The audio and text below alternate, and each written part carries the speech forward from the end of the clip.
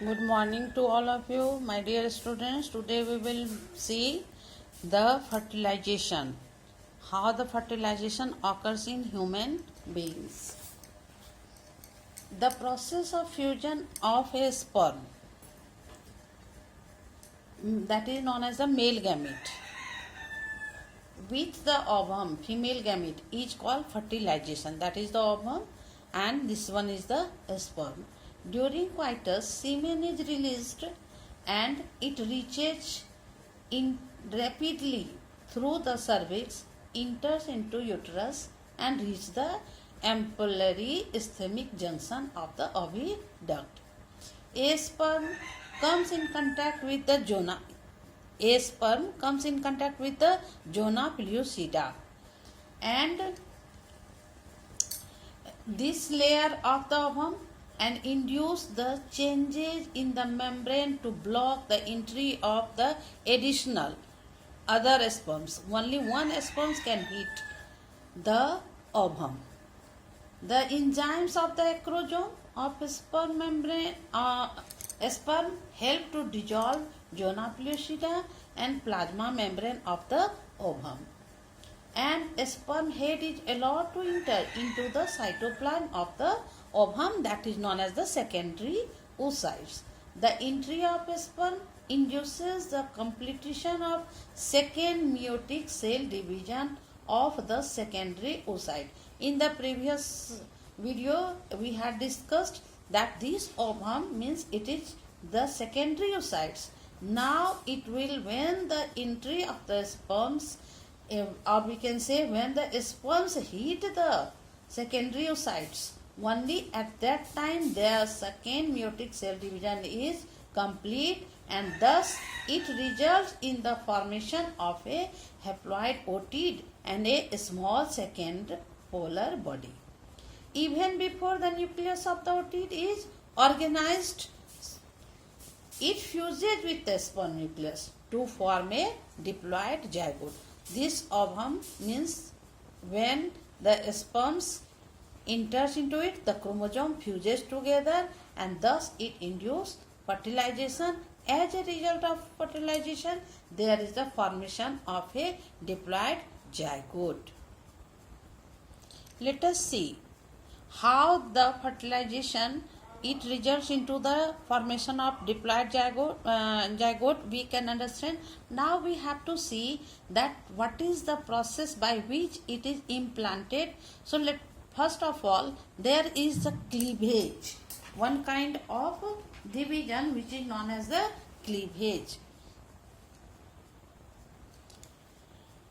Yes, my dear students, just you see, that is the, as a result of the fertilization, there is the entry of the sperms, and there is the formation of a zygote. Now it shows the mitotic cell division. Rapidly the mitotic cell division occurs. This is called cleavage, as it moves through the ischemic junctions of the fallopian tube towards the uterus. As a result, first of all, there is a formation of 2 cells, then 4, 8, 16 daughter cells are produced, which are now termed as the blastomeres. Embryo with 8 to 16 blastomere is called a morula. These blastocysts cell division continue in the morula into a large mass of cells called blastocyst, which passes further into the uterus. All these events is shown, you can see easily through this diagram. Blastomeres in the blastocyst are arranged into an outer layer called trophoblast and an inner group of cells attached to trophoblast called inner cell mass. That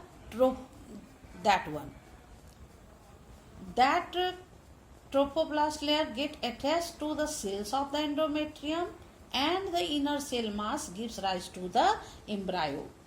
The cells of the endometrium divide rapidly and cover the blastocyst. So the blastocyst gets embedded in the endometrium of the uterus. This process is known as implantation, which leads to the pregnancy. Yes. In this diagram, you can see how there is a formation of the fetus takes place inside the uterus. Further development takes place into the uterus. That is known as also the embryonic development or pregnancy. The cells of the trophoblast differentiate into an inner layer and outer layer. The outer layer is called chorion. It secretes enzyme to dissolve the endometrium of uterus. The inner layer grows out as finger-like projections, such a structure, and these are known as chorionic villi into the uterine stroma. They are surrounded by the uterine tissue and maternal blood vessels. The chorionic villi and the uterine tissue becomes interdigitated to form the structural and functional unit called placenta.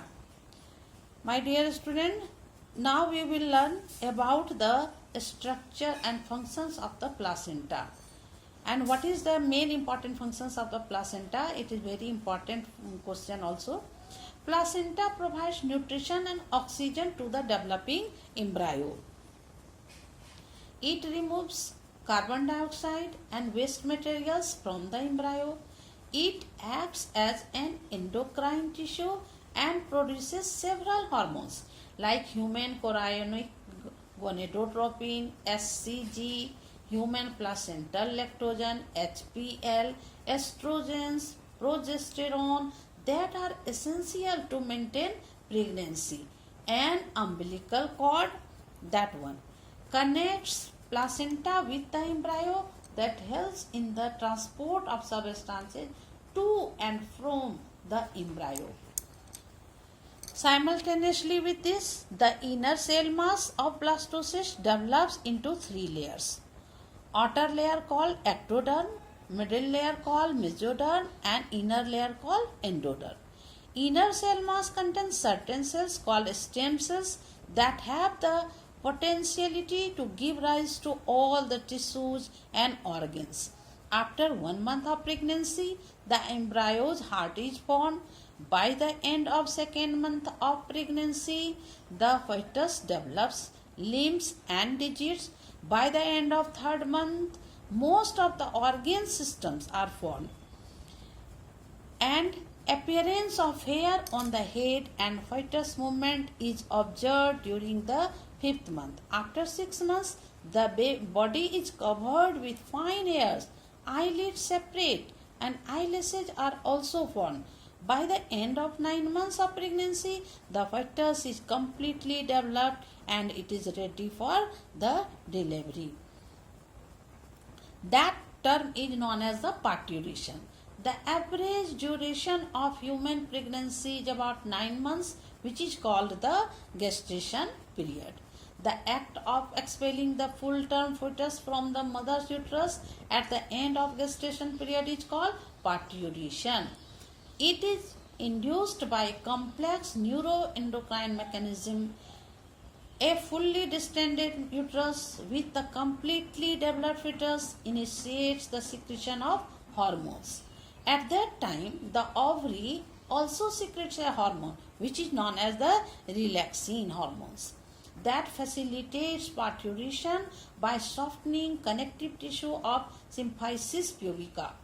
Mild contractions called fetal ejection reflex is induced.